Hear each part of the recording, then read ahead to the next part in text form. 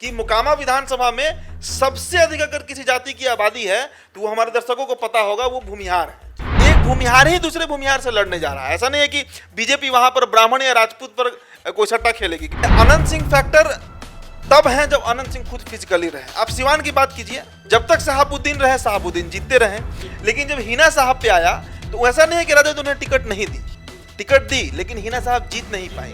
ललन सिंह और अनंत सिंह की अदावत की कहानी पूरी बिहार जानती है, हमें बताने की जरूरत नहीं है। अनंत सिंह का आप कोई भी इंटरव्यू खोलकर देखिए, ललन सिंह के बारे में वो क्या बोल रहे हैं। नीलम देवी प्रचार भी कर रही हैं, लेकिन ललन सिंह गुट जो है, यानी जो जेडीयू का खेमा है, वो आखिरकार कैसे नीलम देवी को सपोर्ट करेगा, ये पहला सवाल होगा। इस बार फाइट होगी, इस बार एक तरफा फाइट नहीं है। वहां पर इस बार ऐसा नहीं है कि अनंत सिंह है और उनके सामने कोई ऐसा व्यक्ति है जो ललन सिंह गुट का है जो कमजोर है। तो बीजेपी फाइट वहां पर देने जा रही है और बीजेपी जमीन पर 2-3 मुद्दों को बहुत तगड़े तरीके से उठा रही है। 32 साल के इतिहास में यह पहली बार हो रही है जब वहां के ईवीएम जो होगा उस पर कमल छाप दिखेगा आपको। ललन सिंह अब नहीं चाहेंगे कि अनंत सिंह जो है ना, या उनके फैमिली का कोई भी सदस्य उस सीट को निकाले। मुकेश सहनी न 3 में है और न 13 में है बिहार की राजनीति में। बिहार विधानसभा का एक ऐसा सीट जो हमेशा बाहुबली छवि नेताओं के नाम रहा है। हम बात कर रहे हैं मोकामा की। मोकामा में उपचुनाव होना है और तमाम तैयारियां हो रही है। राजनीतिक पार्टियों के द्वारा भी तैयारी की जा रही है, लेकिन संशय बरकरार है। राजद से कौन उम्मीदवार होंगे? अनंत सिंह की तो विधायकी चली गई है, राजद कोटे से विधायक रहे हैं। बीजेपी जो इस समय सत्ता से बेदखल हो गई है, उनके पास भी चुनौती है उपचुनाव में अपने इतिहास को बदलने की। हम बात करेंगे उदित जी से।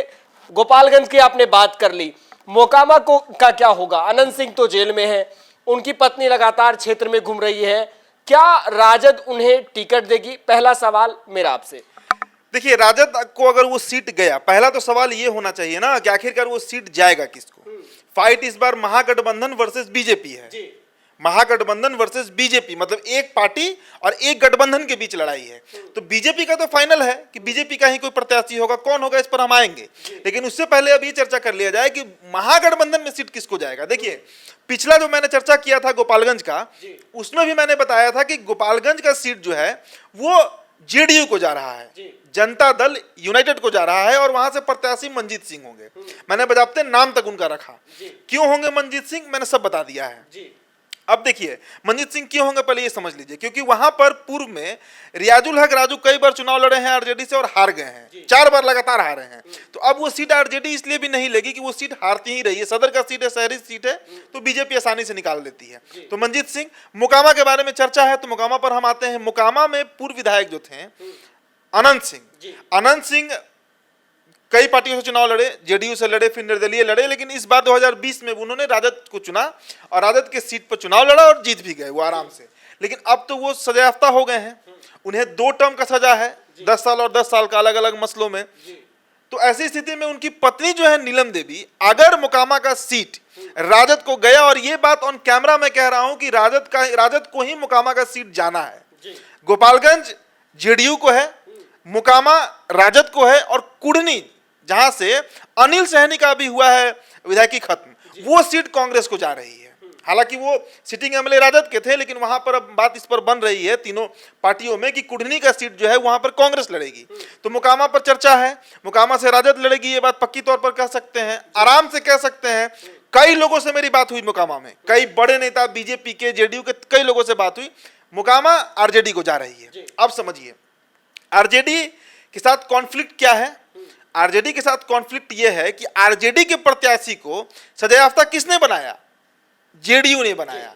ललन सिंह और अनंत सिंह की अदावत की कहानी पूरी बिहार जानती है, हमें बताने की जरूरत नहीं है। अनंत सिंह का आप कोई भी इंटरव्यू खोलकर देखिए, ललन सिंह के बारे में वो क्या बोल रहे हैं। लोकसभा चुनाव से पहले कभी भी ऑन रिकॉर्ड पिछले 5 सालों का आप इंटरव्यू उठाकर देखिए अनंत सिंह का कि वो क्या बोलते हैं नीरज कुमार के बारे में या फिर ललन सिंह के बारे में। उस पर हम नहीं जाएंगे, उनकी जो दुश्मनी है, लेकिन ये बात पक्की तौर पर है कि मोकामा का फाइट जो है वो इस बार बीजेपी तगड़ा देगी। क्यों देगी? क्योंकि एक तरफ नीलम देवी हैं, नीलम देवी प्रचार भी कर रही हैं, लेकिन ललन सिंह गुट जो है, यानी जो जेडीयू का खेमा है, वो आखिरकार कैसे नीलम देवी को सपोर्ट करेगा, ये पहला सवाल होगा। एक तरफ अनंत सिंह ने तो जेल जाने से पहले कह दिया, उन्होंने कई बातें आपत्तिजनक कही हैं नीतीश कुमार जी के बारे में या फिर ललन सिंह के बारे में। तो ऐसी स्थिति में आहो पोह की स्थिति है। अब समझिए बीजेपी को वहां लेवरेज कैसे मिल सकता है। 32 साल के इतिहास में ये पहली बार हो रही है जब वहां के ईवीएम जो होगा उस पर कमल छाप दिखेगा आपको, मतलब पहली बार वहां पर बीजेपी अकेले चुनाव लड़ रही है। और अभी तक जो उस क्षेत्र के लोग हैं और खासकर बीजेपी के एक बड़े नेता, मैं नाम नहीं लूंगा उनका, उनसे मेरी बातचीत हुई तो उन्होंने कहा कि 26 लोगों का अभी तक नाम आ चुका है हमारे पास जो खुद से आवेदन दिए हैं कि उन्हें टिकट दिया जाए। उनमें बड़े बड़े लोग भी हैं, जिला परिषद के लोग हैं, उसमें मुखिया हैं, पूर्व मुखिया हैं, मतलब बड़े बड़े लोग हैं जो बीजेपी के टिकट पर चुनाव लड़ना चाहते हैं। और इस बार फाइट होगी, इस बार एक तरफा फाइट नहीं है वहां पर। इस बार ऐसा नहीं है कि अनंत सिंह है और उनके सामने कोई ऐसा व्यक्ति है जो ललन सिंह गुट है जो कमजोर है। तो बीजेपी फाइट वहां पर देने जा रही है और बीजेपी जमीन पर 2-3 मुद्दों को बहुत तगड़े तरीके से उठा रही है। पहला मुद्दा उनका यही है कि आप अनंत सिंह का एक भी भाषण दिखा दीजिए जो उन्होंने विधानसभा में दिया हो अपने पूरे टेन्योर में। अनंत सिंह कभी विधानसभा में बोले ही नहीं है, ऑन रिकॉर्ड है आज तक। मतलब मोकामा का जो जनप्रतिनिधि होता है वो कभी भी विधानसभा में मोकामा का कोई भी मुद्दा नहीं उठाता है। मोकामा का टाल आज तक गंगा से कनेक्ट नहीं हुआ, टाल आज भी समस्या वहां बना हुआ है। बिहार के सबसे पिछड़े इलाकों में मोकामा आता है, जबकि वहां पर एनटीपीसी का प्लांट है, कई बड़े बड़े इंडस्ट्रीज प्लॉट लगा हुआ है, इसके बावजूद मोकामा वहां का पिछड़ापन है। जिम्मेदार अनंत सिंह नहीं है, लेकिन सवाल ये उठता है कि आखिरकार अनंत सिंह या उनके पूर्व में जो विधायक रहे हैं विधानसभा में मुद्दा क्यों नहीं उठाते हैं। इसको जमीन पर बीजेपी जो है वो वहां के लोगों को समझा रही है और एक नारा वहां पे चल रहा है कि चुपचाप कमल छाप। ये बीजेपी के ही एक नेता ने मुझे बताया कि जमीन पर जो तैयारी चल रही है वो इसी ग्राउंड पर चल रही है। अब देखिए बिहान, अब सवाल ये उठता है कि वहां का जातीय समीकरण क्या है। क्योंकि हमने गोपालगंज का जातीय समीकरण बताया था, तो जो स्टैट्स आते हैं, हम इस आंकड़े की पुष्टि नहीं करते हैं, लेकिन जो स्टैटिस्टिक्स बता रहा है कि मोकामा विधानसभा में सबसे अधिक अगर किसी जाति की आबादी है तो वो हमारे दर्शकों को पता होगा, वो भूमिहार है। मोकामा, देखिए भूमिहारों का बिहार में 4-5 गढ़ है, मुजफ्फरपुर ले लीजिए, बेगूसराय ले लीजिए, नौबतपुर जो भीटा का क्षेत्र है वो ले लीजिए, या फिर मोकामा ले लीजिए, यहाँ पे डेन है उनका। तो मोकामा में अब तो जातीय समीकरण समझा देते हैं पहले अपने पब्लिक को, जनता को अपने। देखिए 65 से 70 हजार के आसपास भूमिहार वोटर्स हैं मोकामा में। ब्राह्मणों की अगर बात कीजिए, जो पंडित जी लोग होते हैं, तो उनकी आबादी वहां पर 20 से 22 हजार के आसपास है। इसके अलावा यादव की अगर बात कीजिए, जो हर विधानसभा सीट पर मिल ही जाता है उनका संख्या, उनकी आबादी करीब 25 से 30 हजार के आसपास है। धानुक जाति जो खुद को कुर्मी होने का भी दावा करती है, धानुक जाति की आबादी भी वहां पर 35 हजार के आसपास है। मतलब भूमिहार के बाद अगर सबसे अधिक आबादी किसी की है तो धानुक जाति की है। इसके बाद आप चले आइए राजपूत की संख्या भी वहां 20 से 22 हजार है। पासवान वोटर की बात कीजिए, यानी जो दूसरा जाति से आते हैं लोग, उनकी संख्या करीब 8 हजार के आसपास है। पासी की बात कीजिए, जो दलित समाज से ही आते हैं, उनकी संख्या 4 से 5 हजार के आसपास है। और रविदास जो जाति है उनकी संख्या 7 से 8 हजार के आसपास है। इसके अलावा जो मल्लाह होते हैं, और देखिए मोकामा साइड में जो मल्लाह होते हैं उनकी जो उपजाति है बिंद उनकी एक उपजाति है। बिंद जाति वहां पर सबसे ज्यादा है और उनकी आबादी करीब 8 से 10 हजार के आसपास है। तो यही जातीय समीकरण है। मतलब अगर कुल सवर्ण वोटर को आप जोड़िए, भूमिहार, ब्राह्मण और राजपूत को, तो इनकी संख्या करीब 1.25 लाख के आसपास चली जाती है। अब इसमें भूमिहार जो है वो डिसिसिव हो जाते हैं। क्यों हो जाते हैं? क्योंकि 70 हजार एक ऐसी संख्या है जो अगर एक तरफा किसी को वोट कर दे तो उस प्रत्याशी की जीत लगभग सुनिश्चित हो जाती है। तो इसीलिए बीजेपी जो है, वो मैं दावे के साथ कह रहा हूं कि बीजेपी भी किसी पर कोई रिस्क नहीं लेगी। बीजेपी के पास जो 26 नाम पहुंचा है, या अगले कुछ दिनों में और भी नाम पहुंचेंगे कि टिकट मांगने के लिए, उसमें पहला चयन तो यही होगा कि इनमें भूमिहार कौन है उनको शॉर्टलिस्ट करो। लेकिन मोकामा सीट की जब हम बात करते हैं तो चर्चा होती है कि जो अनंत सिंह को टक्कर दे, छोटे सरकार है, लोगों की सुनते हैं, तो बीजेपी इन सारी चीजों को ध्यान रख रही है।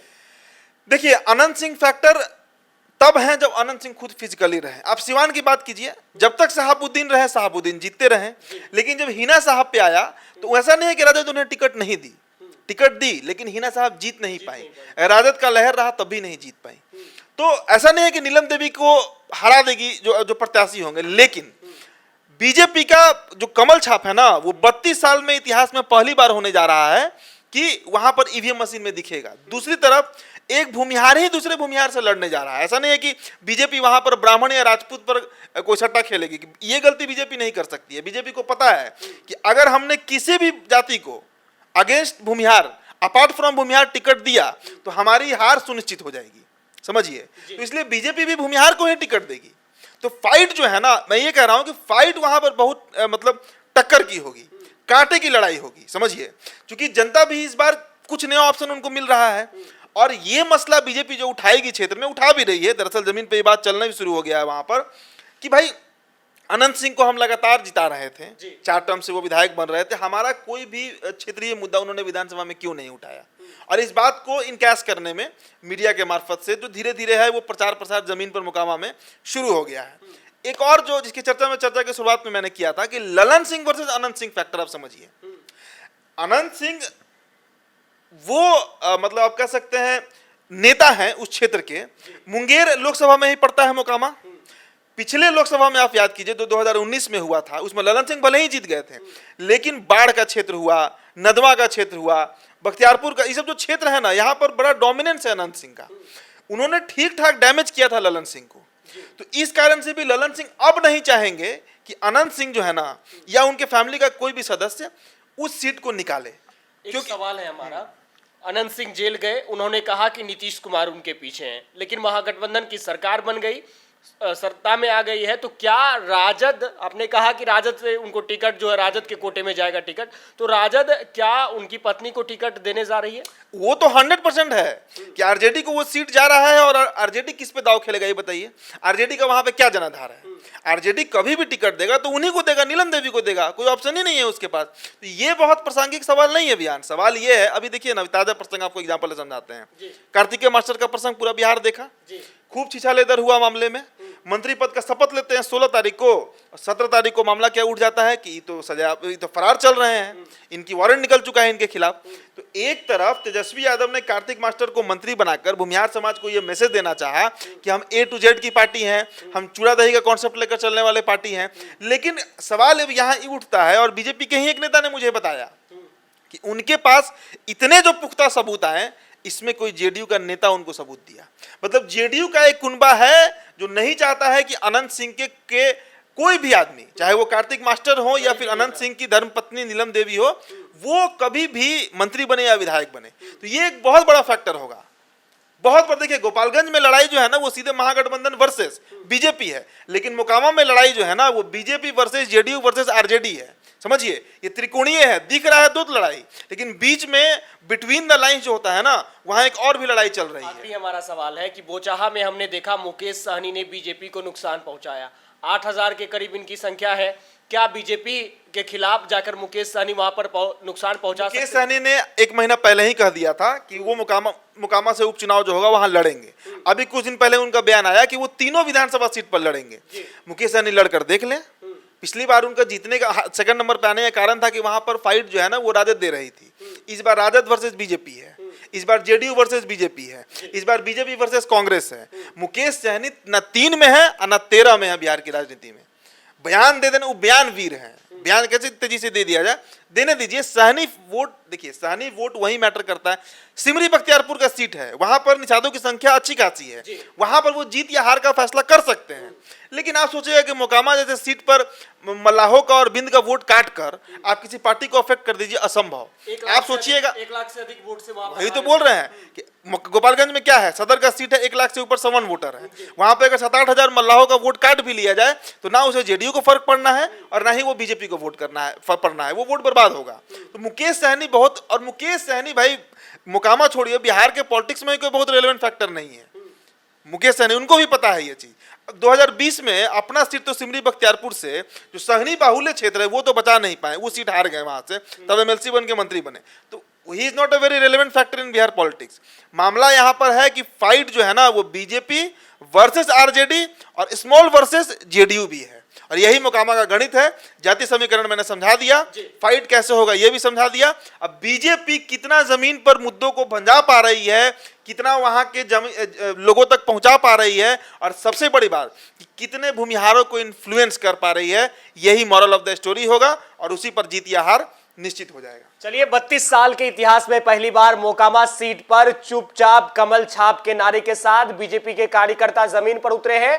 चुनौती है राजद के लिए भी, महागठबंधन की सरकार बनी है, ललन सिंह का खेमा नाराज चल रहा है मोकामा में, और लगातार जो खबरें आ रही है, अनंत सिंह के समर्थक भी कहते नजर आ रहे हैं कि तेजस्वी यादव ने अच्छा नहीं किया है, और यदि नीलम देवी को टिकट नहीं देते हैं तेजस्वी यादव तो बहुत बड़ी जो चुनौती है मोकामा सीट के लिए होने वाली है। लेकिन इन सबों के बीच जातीय समीकरण बहुत कुछ देखना होगा, और उदित जी ने सारी गतिविधियां आपको बताई क्या कुछ चल रहा है। मोकामा सीट जो हमेशा बाहुबली छवि नेताओं के नाम रहा है, क्या अनंत सिंह की पत्नी इस पर जीत दर्ज कर पाएगी, देखना होगा। हम आपको अपडेट कराएंगे।